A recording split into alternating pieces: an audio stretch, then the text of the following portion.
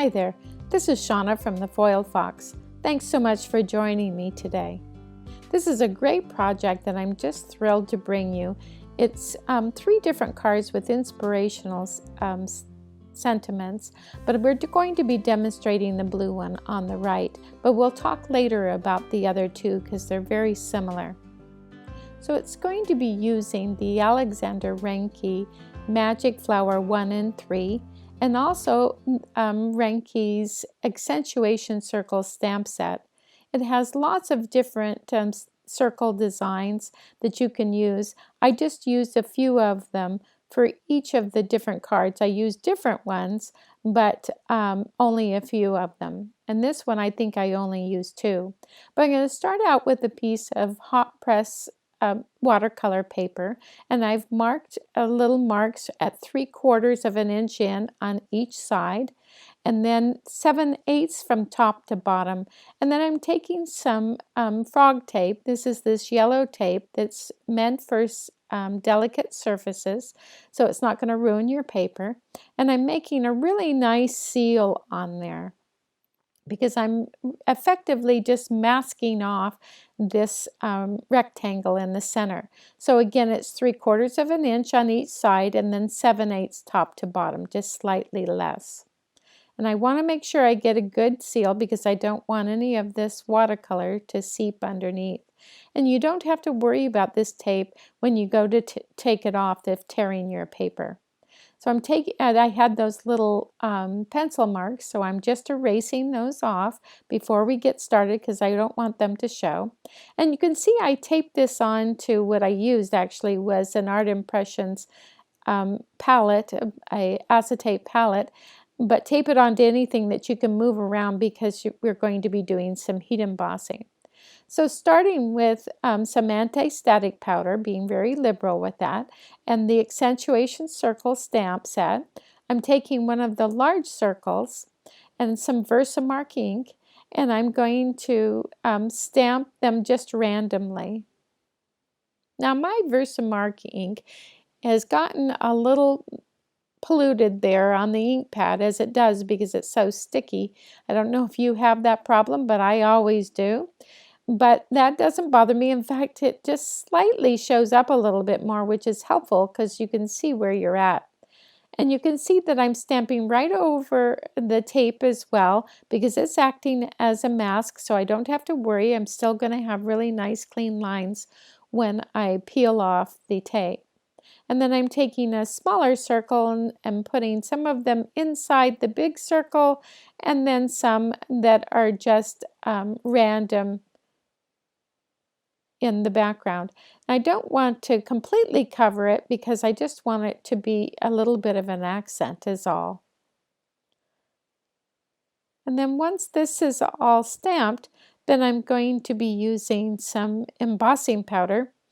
I will be using the Hero Arts white embossing powder. It's a white embossing powder I happen to like a lot. And I'm just going to liberally put that on. And because I use the anti-static powder, it's going to come off pretty cleanly. But you can see here why I put it on something that was portable, that's a hard surface that'll hold down the paper, but also it's portable so I can tap off the embossing powder and also heat emboss it. So I'm just heating that up so I can get that embossing powder nice and melted. So we'll see that design come alive a little bit more. And you can see that it's over the tape, but again, we're not going to worry about that because that's going to peel off really nicely. I didn't want to leave that where it wasn't melted because I didn't want any of those flecks to get into the wrong place, any of the embossing powder flecks. But I'm going to use 2 colors, and each of these cards I only use 2 colors. I use different ink just to show you there's different, you can use any kind of ink that flows nicely, especially if it's water-based.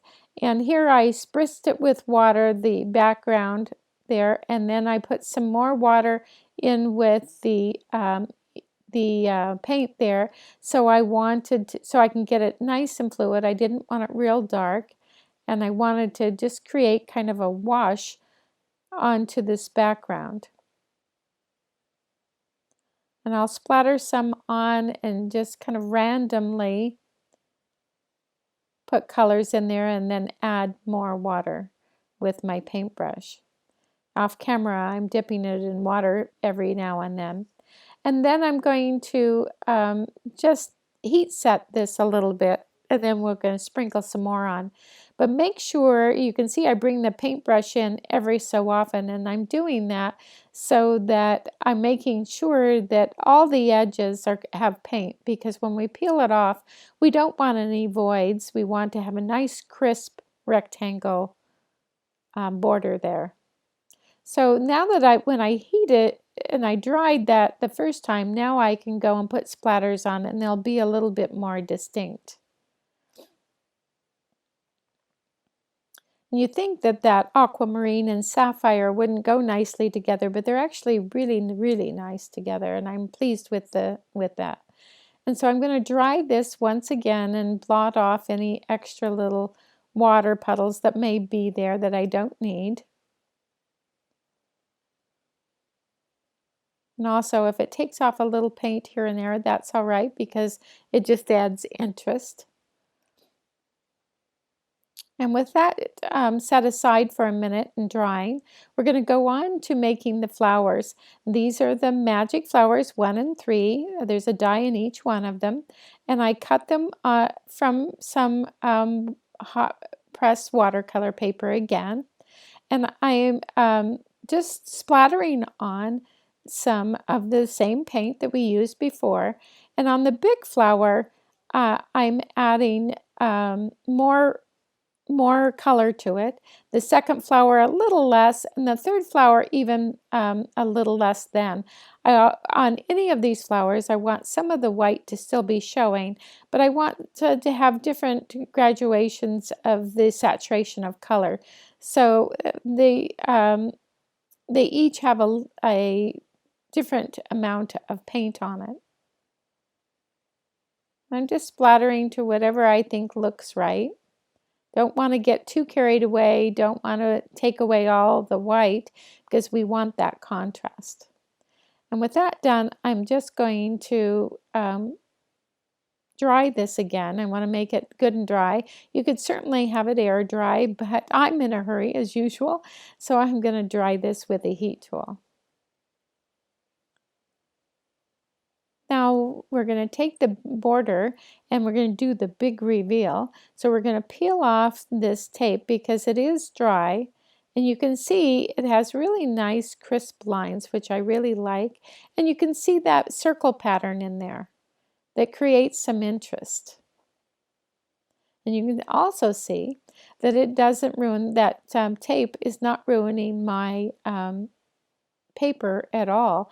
I am pulling it off very carefully and slowly. But with that done, and here's all the flowers done, I'm going to take some of those little sections that were cut when we die cut this. I'm not going to take them all out. I'm just kind of deciding here how many I'm going to take out and which ones. And like I said, I'm going to leave a lot of the flower there, even though you could make it just a complete outline.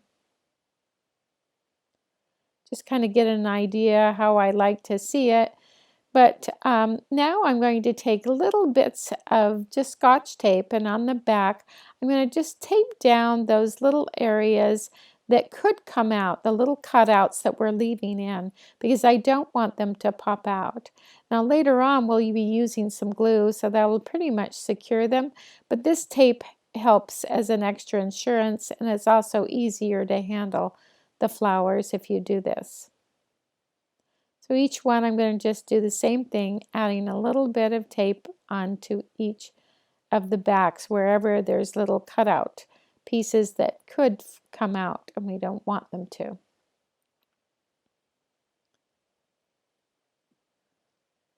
And so now we're going to go back to reposition these. And this one has 3 flowers. The other 2 cards I only did 2, but I decided this one needed 3. I'm going to take the L'Enfant liquid glue, that's what I'm using here, and I'm not putting any glue on the top of the flower because I want that to be kind of free so that it can stand away from the paper a little bit. I don't want it completely stuck down, otherwise it'll just look too rigid and it will take away a lot of the flow. So we're going to arrange this. After we get these flowers on, one of the most exciting parts of this card is coming up, and that is the way that we'll do the sentiment. I'm just completely entranced with doing a sentiment on some clear plastic, but I'll show you that in just a minute. But first we're going to get these last flowers in place, and then we'll put it on a card base. On a blue card base. Now I have to apologize that I don't remember the color of the blue that I use for the card base, but I will tell you it's in our supply list, and there's a link down below, and it'll take you right there, and you can look at everything, all the supplies that we used. So just taping this down with double stick tape and then putting it in position.